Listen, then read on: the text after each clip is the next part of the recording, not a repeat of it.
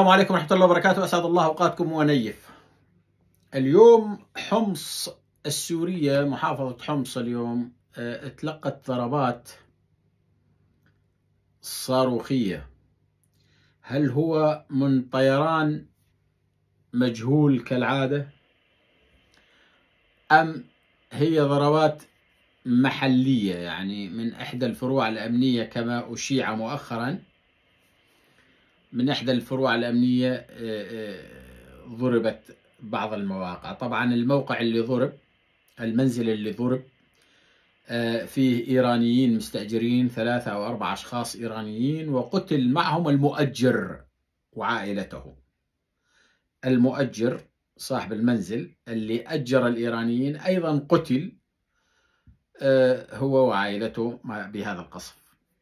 لكن القصف حقيقة إلى الآن لم يتضح هل هو قصف ما كالعادة من الكيان أم فعلا هو عمل مخابراتي محلي، ما حدا يعرف لحد الآن.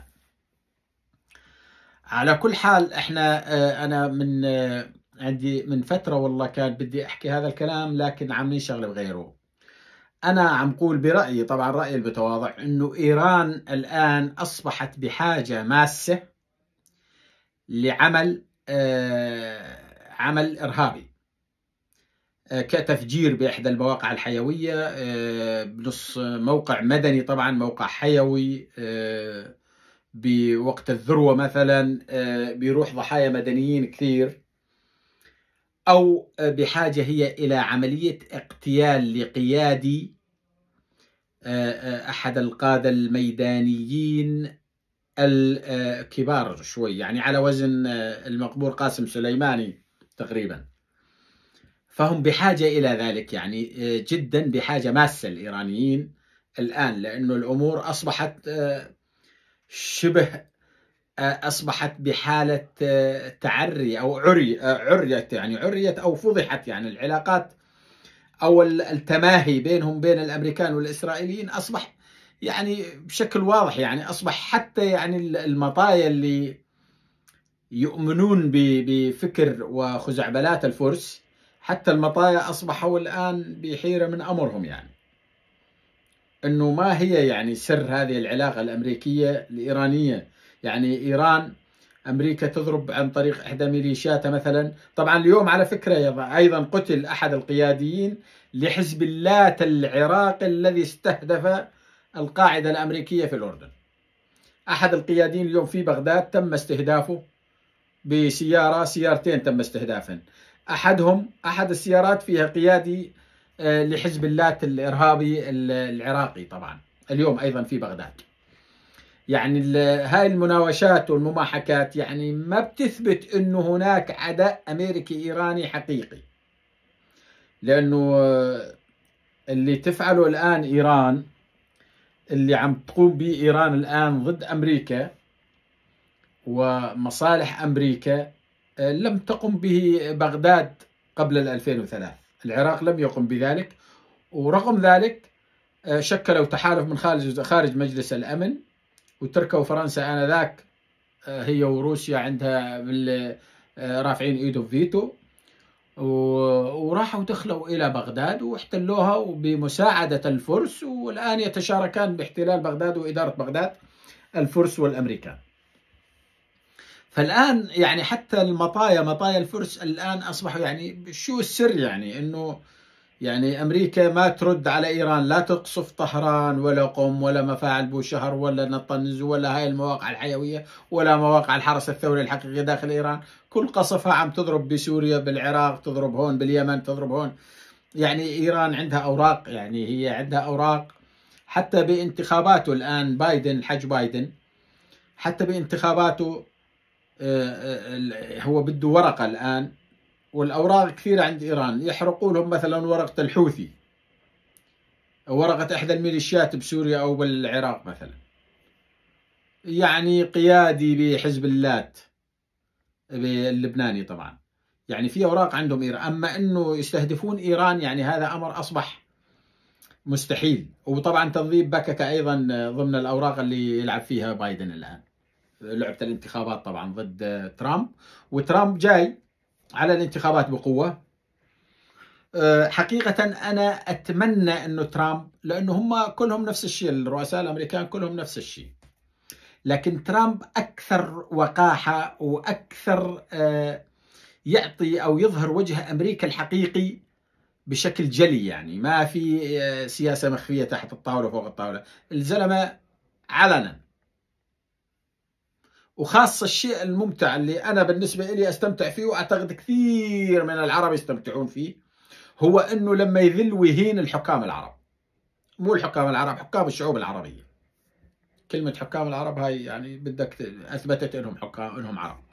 حكام الشعوب العربية يذلهم ويهينهم دائما على الإعلام وبشكل مباشر وعلنا، يعني هذا ترامب. وهذا الشيء الممتع، يعني هذا حقيقة أنا بالنسبة لي أستمتع فيه جدا.